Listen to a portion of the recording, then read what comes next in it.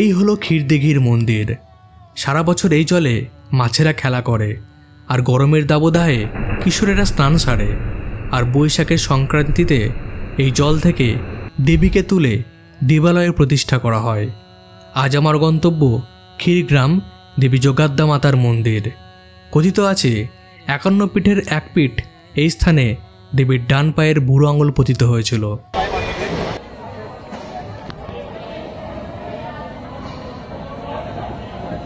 আমি কাটোয়া থেকে বর্ধমান লোকাল ধরি আর নেমে যাই কৈচর হল স্টেশনে। তারপর টোটো নিয়ে রওনা হই মায়ের মন্দিরের উদ্দেশ্যে। 100 বছর কাছেটা? বাপরে, 100 বছর কাছে।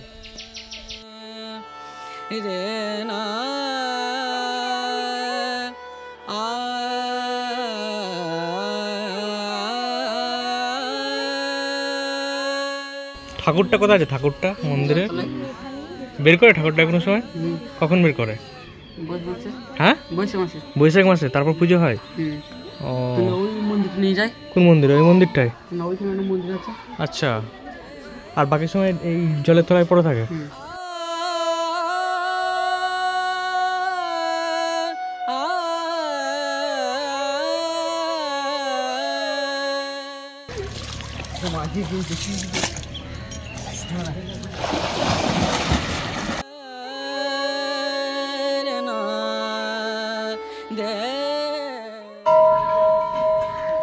আমরা আছি ক্ষীরগ্রামের। এটা হলো ক্ষীরগ্রামের সতীপীঠ যোগাদ্দার এবং মহাশক্তির 51 পীঠের এক পীঠ। এখানকার আমাদের দেবী, আরাধ্যা দেবী হলেন যোগাদ্দা মা, এবং তার ভৈরব ক্ষীরকণ্ঠক আছে, এবং গ্রামের মধ্যস্থলে ভৈরব ক্ষীরকণ্ঠক রয়েছেন, এবং ওইখানেই রয়েছে দেবী যোগাদ্দার আসল মন্দির, যেখানে দেবী যোগাদ্দার উত্থান হয়েছিল। বা এখানে রামায়ণ কথা অনুসারে রামলক্ষণকে পাতালপুরী থেকে উদ্ধার করে নিয়ে এসে হনুমান ওই সুরঙ্গ পথ বেয়ে দেবী ভদ্রাকালীকে উদ্ধার করে নিয়ে আসেন, এবং দেবী ভদ্রাকালীর আদেশ অনুসারে পৃথিবীর মধ্যস্থলে দেবী ভদ্রাকালীকে স্থাপন করেন। পরবর্তী সময়ে সেই ভদ্রাকালী, আমাদের তখন পুরনো প্রথা অনুযায়ী আমাদের ভদ্রাকালী রূপে মাকে পূজা করা হতো, বা সেই বিগ্রহ ছিল। এবং তারপরে যখন একটা মা যোগাদ্দার একটা লীলা আছে, সেই লীলাটা হলো যে যখন ভদ্রাকালী মূর্তিটি ছিল, তখন আমাদের পুরোহিতদের বংশানুক্রমিক কোনো তার সদস্যদের কোনো এক সদস্যকে বলি দেওয়ার একটা প্রথা ছিল ওই আসল মন্দিরে। তো সেই বংশানুক্রমিক সবার হয়ে যাওয়ার পর একটি ব্রাহ্মণের পালা পড়ে যে তার পুত্র সন্তানকে মায়ের কাছে, অর্থাৎ দেবী ভদ্রাকালীর কাছে উৎসর্গ করতে হবে, এবং উৎসর্গ করার পর সেই পুত্রকে বলি দিতে হবে সূর্যাস্তের পর। তো এই অবসরে সেই ব্রাহ্মণের পালা পড়লে তার পুত্র সন্তান, একটি পুত্র সন্তান ছিল, এবং সেই পুত্র সন্তানকে নিয়ে তার স্ত্রী, তারা স্বামী স্ত্রী পুত্র সন্তানকে নিয়ে পালিয়ে যাচ্ছেন, গ্রাম ছাড়ছেন। গ্রাম ছাড়ার পর কিছু দূর গিয়ে কারুলিয়া বলে একটা গ্রাম আছে, ওই গ্রামের মাঠে অবস্থিত একটি বট গাছ রয়েছে, অশ্বত্থ গাছ রয়েছে। ওই অশ্বত্থ গাছের নিচে ওনারা বিশ্রাম করেন। তো ওই বিশ্রাম করার পর দেবী ভদ্রাকালী বৃদ্ধার রূপ ধরে তার কাছে জানতে চান যে সে তার পালিয়ে আসার কারণ কি। তখন সেই ব্রাহ্মণ সেই বৃদ্ধাকে বলেন যে আমার গ্রামে এক দেবী প্রতিষ্ঠিত হয়েছেন, নাম ভদ্রাকালী, তার কাছে নাকি আমার এই পুত্র সন্তানকে উৎসর্গ করতে হবে।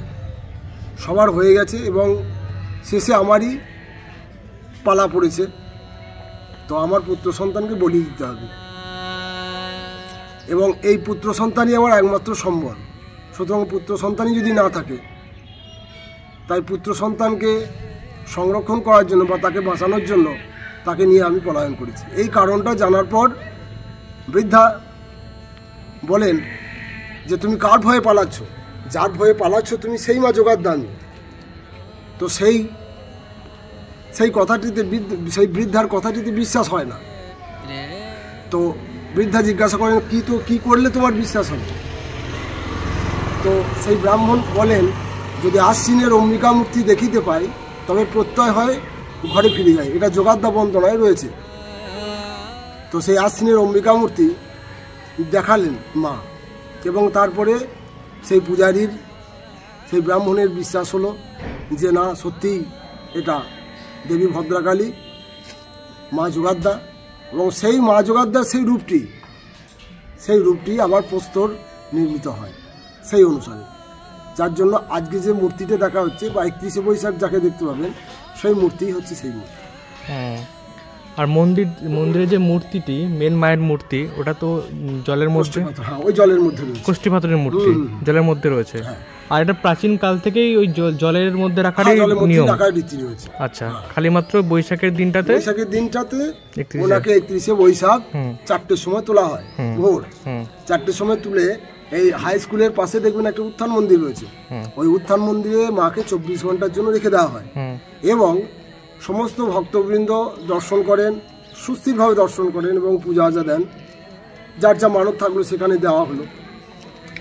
এবং ওই যে মায়ের যে মন্দির, সেই মন্দিরে মায়ের ভোগ আরতি হয় প্রত্যেক দিন, এবং ওখানে ভোগ আরতি হয় শুধুমাত্র ওখানে আমাদের আমিষ ভোগ।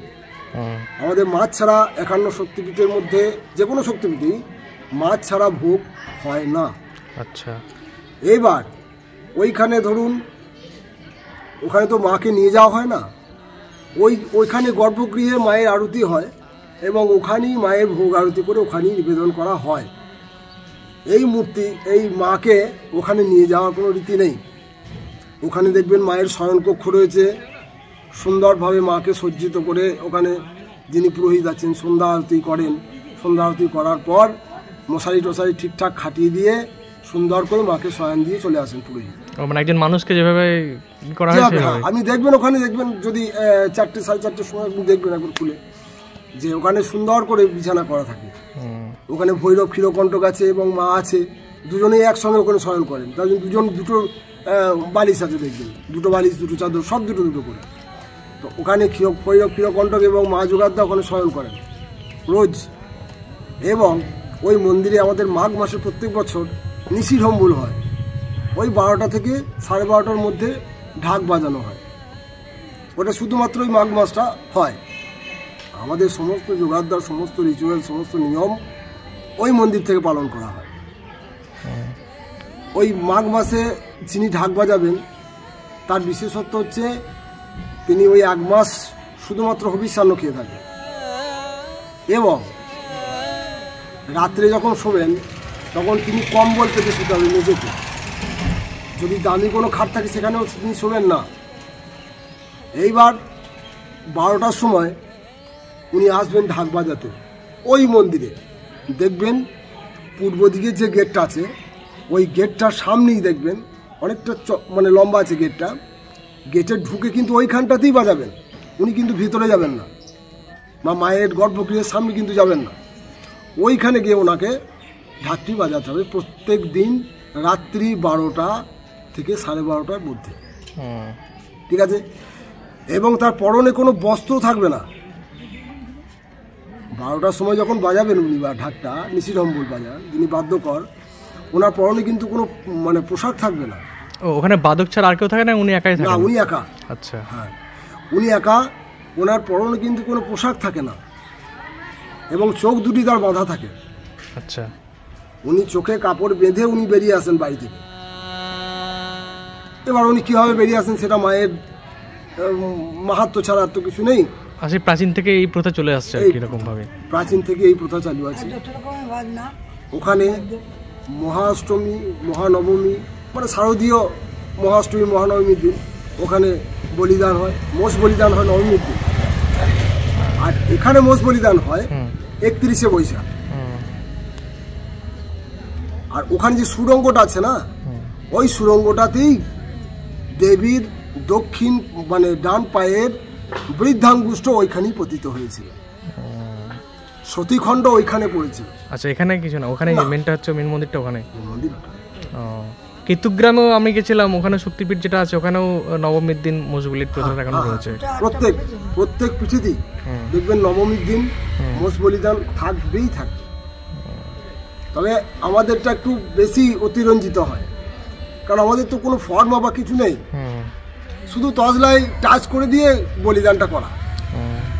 এমনি মানে ধরতে হয় না বা খুব কসরত করতে হয় না, কিচ্ছু না। ওখানেও তাই এখানেও তাই। এখানে 31শে বৈশাখ দেখবেন লোক গোল হয়ে থেকে যাবে, মোষ এমনি বলি হয়ে যায়। এখানে কোনো ফর্মা টর্মা কিছু হয় না। বইতে সব কিছু দেওয়া থাকে না। একমাত্র যোগাদ্দা বন্দনার যে পুরনো যে বইটাই, সেই বইটি কিন্তু সমস্ত রকম আমি যে কথাগুলো বললাম সেই পুরনো বন্দনা থেকে আপনাকে এই কথা। এখনকার বই কিছুই নেই, কিচ্ছু নেই। আরেকটি বই ছিল, সেটা যোগাদ্দার 12 মাসা বলে একটা বই ছিল। সেই বইটি প্রোডাকশন হচ্ছে না, কিন্তু সেই বইটিতে সব রকম খুঁটিনাটি সমস্ত কিছু দেওয়া আছে। মায়ের খরচা থেকে শুরু করে মায়ের কী কী নিয়ম পালন করা হয়, কেমন করে কী করে কী হয়। এই যে মনে করুন, ধরুন আমরা ডেট করেছি, আমাদের মা যোগাদ্দার ডেট হচ্ছে 31শে বৈশাখ এবং 4ঠা জ্যৈষ্ঠ, ঠিক তো? এই দুটো দিন জনসাধারণ দেখতে পায়, কিন্তু বাকি আরও 5 বার ওঠে মা। কিন্তু সেই সময় শুধু মানে বাইরের লোক তো দূরের কথা, আমাদের গ্রামের লোকের দর্শন করার কোনো অনুমতি নেই। এমনকি আমি তো ব্রাহ্মণের ছেলে, আমার ছেলের যদি পৈতে হয়েও থাকে তাহলেও সে মাকে দর্শন করার অনুমতি পাবে না। সে ব্রাহ্মণ বলে তো অনুমতি পাবে না। পৈতে না হলে পৈতে হয়েছে, হয়তো পৈতে হলো, কিন্তু তাহলে সে অনুমতি পাবে না। কারণ যতদিন না সে মায়ের কাছে ব্রতী হচ্ছে, ওখানে নিয়ে গিয়ে তাকে ব্রতী করানো হয়, তার নামে সংকল্প করিয়ে তাকে মা যোগাদ্দার কাছে পুজো দিয়ে তাকে সমস্ত রকম নিয়ম পালন করার পর সে পৌরোহিত্য কর্ম করতে বাধ্য, এই হিসাবে তাকে ব্রতী করা হয়। এই ব্রতী করার পর কিন্তু সে মা যোগাদ্দাকে দেখতে পায়, তার আগে কিন্তু তার কোনো অনুমতি নেই। এমনকি 15ই পৌষ ওঠে, 15ই পৌষ, তারপরে ধরুন সরস্বতীর মাকুড়ি সপ্তমী যেটা, সরস্বতী সপ্তমী যেটা সপ্তমী, তারপরে ধরুন বৈশাখ মাসে চলে এলো আপনার 29 তারিখ। 29 তারিখে মাকে পরিষ্কার করা হয়। 30 তারিখের দিন ওঠেন না, ওই 29 তারিখে মাকে সুন্দর করে পরিষ্কার করে মাকে আবার সুসজ্জিতভাবে রেখে দেওয়া হয়। 30 তারিখটা বাদ 31 তারিখে আবার মাকে তোলা হয়। আচ্ছা, তারপরে হয়ে গেল আপনার 4ঠা জ্যৈষ্ঠ হয়ে গেল, ওই দিন অভিষেক হয় মায়ের মহাস্নান হয়। ওখানে ওই যে নাট মন্দিরটা আছে, সারা নাট মন্দিরটা, ওখানে সিংহাসনে বসিয়ে মায়ের মহাস্নান হয়। তারপরে আমরা পুজো করি। তারপরে আষাঢ় নবমী আছে, ধরুন আষাঢ় নবমীতে ওঠে, ওই সময় জনসাধারণের দেখার কোনো নিয়ম নেই। তারপরে আছে আপনার বিজয়া দশমী। বিজয়া দশমীতেও দেখার কোনো নিয়ম নেই। বিজয়া দশমীতে এখানে বলি হয় মোটামুটি 13 থেকে 14টি ছাগ থাকে, হলো। আচ্ছা, এইবার বিজয়া দশমীর পর কার্তিক অঘ্রাণ, তারপর আবার 15ই পৌষ, এইভাবে মাকে তোলা হয়। সমস্ত ভক্তবৃন্দদের জানাই যে বৈশাখ মাসের 31শে বৈশাখ অর্থাৎ ইংরাজি 15ই মে, ওই দিন সমস্ত ভক্তগণ মাকে দর্শন করতে আসতে পারেন এবং উত্থান মন্দিরে সমস্ত রকম সফলভাবে সুন্দরভাবে মাকে দর্শন করবেন, স্পর্শ করবেন, মাকে পুজো দেবেন। মায়ের তাদের যা মনস্কামনা মাকে জানিয়ে যাবেন, অবশ্যই মা তাদের মনস্কামনা পূরণ করবে।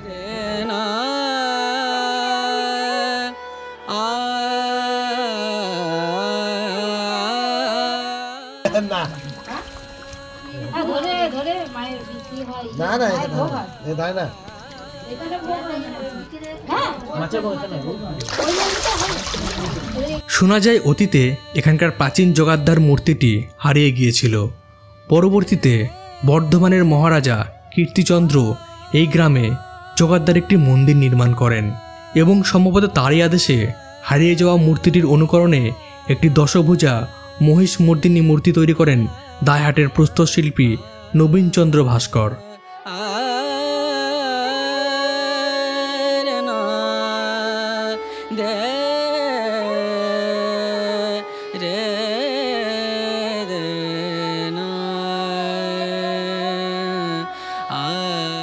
যেদিন আসবো সেদিন নিতে পারবো আমরা? যেদিন আসবে সেদিনই ভোগে কুপন দিতে হবে। সকালবেলা নিতে হয় তাই তো? 9টা থেকে 10:30টার মধ্যে। আর কুপন কত করে প্রাইস? একজন 50 টাকা। 50 টাকা করে। আর দেওয়া হয় কটার সময়? 12:30টায়।